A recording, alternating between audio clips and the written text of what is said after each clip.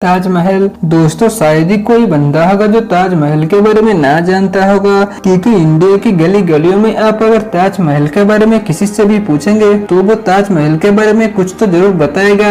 क्योंकि ये एक ऐसी टूरिस्ट स्पॉट है जिसे देखने के लिए केवल इंडिया से नहीं बल्कि अदर्स कंट्री से भी आते हैं देखने के लिए। क्योंकि ये एक ऐसी जगह है वहाँ पर जाने के बाद आपको कुछ अलग सा फीलिंग होगा। क्योंकि ताजमहल ऐसी डिजाइन किया गया है जिसे देखने पर वो कितना भी दुख में क्यों न रहता हो अपने इंप्रेशन को जगह देगा। इसकी वजह से हर दिन लाखों संख्या के भीड़ देखने के लिए ताजमहल को आते हैं और भीड़ लगेंगे भी क्यों ना। ऐसी डिजाइन किया गया है जिसे कोई भी देखकर अपने आंखें ही ताजमहल के ऊपर रख के रह जाए। और दोस्तों आप ताजमहल को देखने के लिए फ्रेंड के साथ या फिर अपने फैमिली के साथ कभी घूमने के लिए गए हैं तो नीचे कमेंट सेक्शन में जरूर बताएं। और आते हैं दोस्तों मेन टॉपिक के ऊपर, ताजमहल क्या है, आखिर ताजमहल को किसने बनाया और क्यों बनाया और बनाने का मकसद क्या था, ताजमहल की हिस्ट्री के बारे में ये सब जानेंगे इस वीडियो में। तो आइए दोस्तों बिना देरी करते हैं वीडियो को स्टार्ट करते हैं। तो दोस्तों वीडियो बनाने से पहले छोटी सी रिक्वेस्ट है, वीडियो को स्किप मत करना क्योंकि आप स्किप करके आगे तक चले जाओगे लेकिन आप वीडियो को ठीक से समझ नहीं पाएंगे।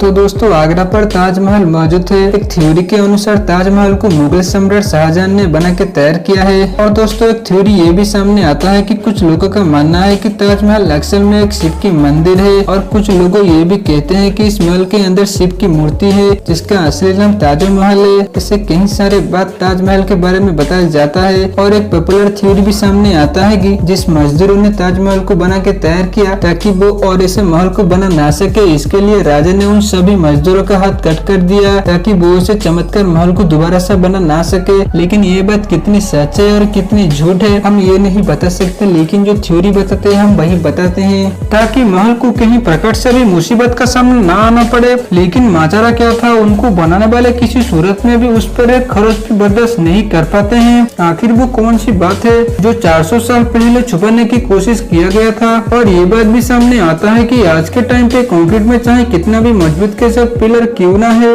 वो कुछ ही दिन के लिए ही टिक पाता है। लेकिन इतना साल पहले कैसे ऐसे बड़े बड़े महल के पत्थर को ठीक शेप के अनुसार कैसे रखा गया है, ये बातें भी बड़े बड़े इंजीनियर को भी हैरान कर देता है। ये सब शुरू हुआ था जब मुगल सम्राट देश पर शासन करते थे 1607, जब मुगल सम्राट का सबसे छोटा बेटा साहब 15 साल की हो चुका था और उनकी पार्टी आगरा शहर में जोरदार तरीके से हो रहा था। उनके पिता अपने बेटे की हर साल में जोरदार तरीके से पूरी शहर में हो रहा था। लेकिन इस जन्मदिन पर कुछ खास ही होने वाला था। मुगल शहंशाह ने शहजादी खुर्रम का शादी अपने एक वकील के बेटी के साथ कर दिया गया जिसका नाम मुमताज महल के नाम में जाना जाता है। और मुमताज और खुर्रम को पहले दिन ही एक दूसरे से बेहतरीन प्यार हो गया था और उस पर ये बात किसी को भी नहीं पता था कि इस मोहब्बत का बोलने वाला काफी दिन तक टिकने वाला है। और अगले 10 साल तक शाहजहां ने कई सारे जंग लड़ी और काफी कामयाब भी हुए। इसकी वजह से शाहजहां को दुनिया की बादशाह भी कहा गया। और ये भी कहा जाता है कि शाहजहां की 6 बीवी थी, लेकिन इस 6 में से शाहजहां सबसे ज्यादा प्यार मुमताज को ही करते थे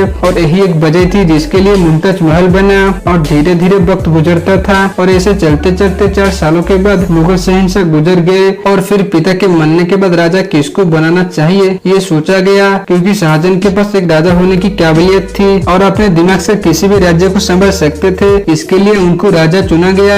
और ये वो पीरियड था जिसे मुगल सम्राट का सारी देशों पर हुकूमत था। और शाहजहां बुद्धि में इतना तेज थे कि वो सारी फैसला खुद ही लेते थे और ये बात राज्य के किसी भी लोगों को पता नहीं था कि सम्राट आगे क्या फैसला लेंगे। हालांकि ये बात केवल अपने पसंदीदा पत्नी मुमताज को ही बताते थे और दोनों काफी खुशी में अपना जीवन बिताते थे। लेकिन किसी को पता था ये खुशी केवल कुछ ही दिन तक ही चलेगा। मुमताज महल जो 14 बच्चे को जन्म दे रही थी उसकी हालत बिगड़ गई और 14 जून वो इस दुनिया से चल बसे। और मरने के कुछ देरी पहले ही मुमताज महल ये कहते थे कि मेरा मरने के बाद आप जमुना नदी के तट पर मेरा एक सुंदर और बड़ी आकार की महल बना के मुझे उसमें रखेंगे। मुमताज के मरने के बाद शाहजहां एक तरीके से टूट चुके थे, ना कुछ खा रहे थे ना कुछ पी रहे थे, बस उनकी सोच में ही रहते थे। ये बात राज्यों में चारों तरफ ही फैल गई और राज्य के लोग ये चिंतित थे कि सम्राट के ऐसे हालत में आखिर राज्य को संभालेगा कौन। ऐसे कई दिन और कई रातें बीत गई। सम्राट एक ही कमरे में ही बंद करके रहते थे। फिर एक दिन कुछ लोगों ने मिलकर कमरे के बाहर सम्राट बाहर आ जाओ, सम्राट बाहर आ जाओ चिल्लाने लगे। फिर शाहजहां ने दरवाजा खोले और बाहर आए।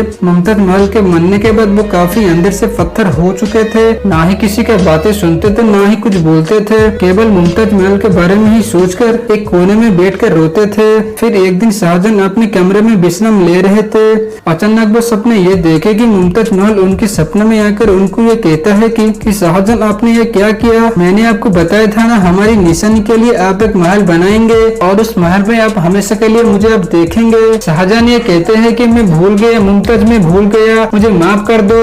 फिर अगले दिन ही सम्राट सारे राज्य के लोगों को अपने सभा में बुलाए और कई काल से जमुना नदी के तट पर एक महल बनाने का काम शुरू कर दिया जाएगा। और फिर दुनिया की सबसे बेहतरीन कारीगरों को बुला के महल को बनाने का काम शुरू कर दिया गया और उस महल को बनाने के लिए काफी हाथों को भी काम पे लगाया पड़ा और काफी कीमती पत्थर भी अलग अलग देशों से आना गया। और ये भी कहा जाता है महल को बनाने टाइम काफी लोगों का जान भी चला गया और जाएंगे भी नहीं, क्यों? क्योंकि आज के टाइम पे एकदम विशाल विशाल क्रेन होने के बाद भी इतना सावधानी से काम को करने के लिए एकदम नामुमकिन सा काम है।